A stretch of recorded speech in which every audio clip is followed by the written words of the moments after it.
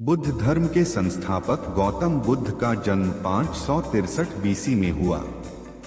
बुद्ध की माता उनके जन्म के 7वें दिन ही मर गई। तब उनका लालन पालन उनकी विमाता प्रजापति गौतमी ने किया।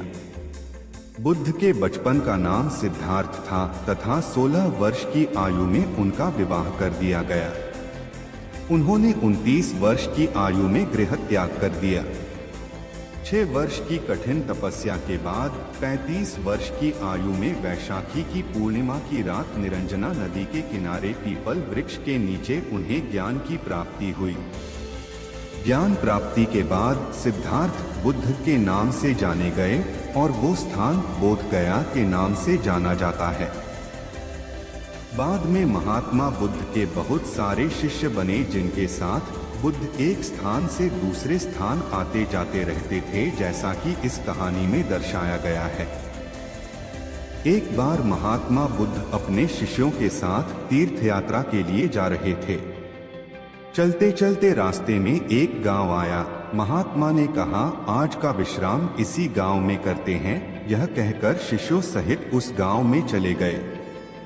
गांव के लोगों ने महात्मा को देखा तो बड़े प्रसन्न हुए और महात्मा के लिए बहुत अच्छा आसन लगाया। सभी अपने अपने घरों से अच्छा अच्छा पकवान बनाकर लाए। रात होने पर सभी बच्चे, बड़े, स्त्रियां महात्माओं के पैर दबाने लगे और आराम से बैठकर ज्ञान की बातें सुनते रहे।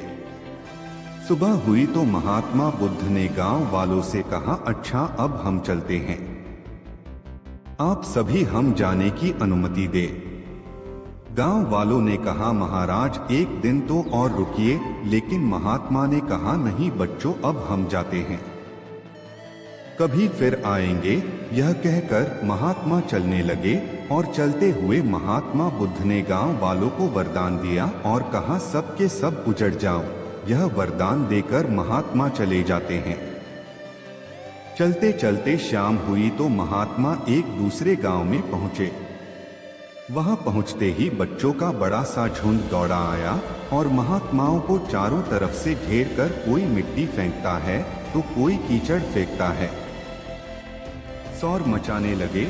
महात्मा लोग बड़ी मुश्किल से उनसे पूछा छुड़ाकर एक जगह गए और जो अपने पास फटा पुराना कंबल था बिछाकर बैठ गए। काफी देर बाद गांव के कुछ बड़े व बूढ़े आए। वे सब भी महात्माओं को देखकर हंसने लगे और मजाक उड़ाने लगे। एक जवान ने तो महात्माओं का कंबल ही छीन लिया और कहा, इनके क्या काम आएगा, कम से कम मेरी भैंस तो ओढ़ेगी। वे महात्माओं का अपमान करते हुए चल गए। महात्माओं ने भूखे प्यासे रहते हुए बड़ी मुश्किल से रात बिताई। सुबह होते ही महात्मा चलने लगे और चलते हुए महात्मा बुद्ध ने गांव को वरदान दिया कि सबके सब बसे रहो। गांव से काफी दूर जाने के बाद जंगल में एक तालाब आया और कुछ फल के पेड़ नजर आए तो महात्मा बुद्ध ने कहा, बच्चों यहाँ थोड़ी देर विश्राम करते हैं। वहाँ महात्मा लोग फल खाते हैं और तालाब का शीतल जल पीते हैं। तब एक शिष्य ने कहा, महात्मा क्षमा करे, हमें एक बात खटक रही है, आप नाराज न हो तो हम पूछ सकते हैं। तब महात्मा बुद्ध ने कहा, बोलो बच्चों, क्या जानना चाहते हो। शिष्य ने कहा, महात्मा जिस गांव में हमारी अच्छी सेवा हुई वहां के कितने अच्छे लोग थे। उन लोगों को तो आपने वरदान दिया कि उजड़ जाओ, और जिस गांव में हमारा अपमान हुआ उन लोगों को आपने वरदान दिया कि बसे रहो। ऐसा क्यों महाराज। तब महात्मा बोले, देखो बच्चों, पहले गांव में कितने अच्छे विचारों के आदमी थे।